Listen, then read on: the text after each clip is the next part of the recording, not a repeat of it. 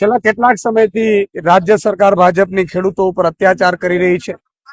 ખેડૂતોનું શોષણ કરી રહી છે અને વિવિધ મુદ્દાઓને લઈને ખેડૂતો ખૂબ પરેશાન છે। ત્યારે આપે જોયું હશે કે જે રીતે મોડાસામાં પશુપાલક ઉપર ગોળીબાર થયો અને એની હત્યા થઈ, અમે એ પશુપાલકોને મળવા ગયા, માન્ય અરવિંદ કેજરીવાલજી પણ આવ્યા હતા। આપે જોયું હશે કે હળદરમાં જે રીતે ખેડૂતોને કરદામાં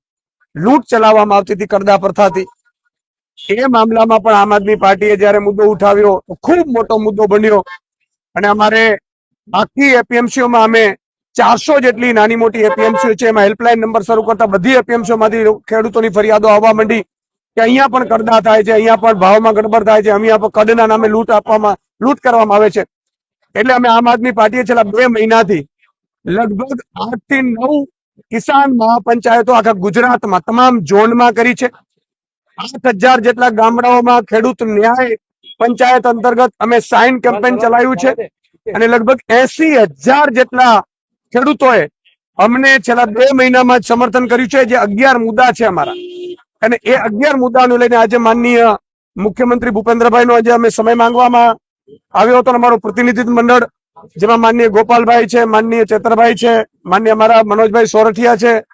અમારા તમામ લીડરો છે 11 થી 12,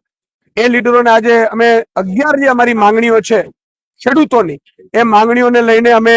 માંગપત્ર જે ખેડૂતોએ 80,000 ખેડૂતોએ જે સાઇન કેમ્પેન કરી અને લેખિતમાં આપ્યું છે, એ સહિતની અવગત કરાવવા માટે આજે અમે મુખ્યમંત્રીશ્રીને મળવાના છીએ।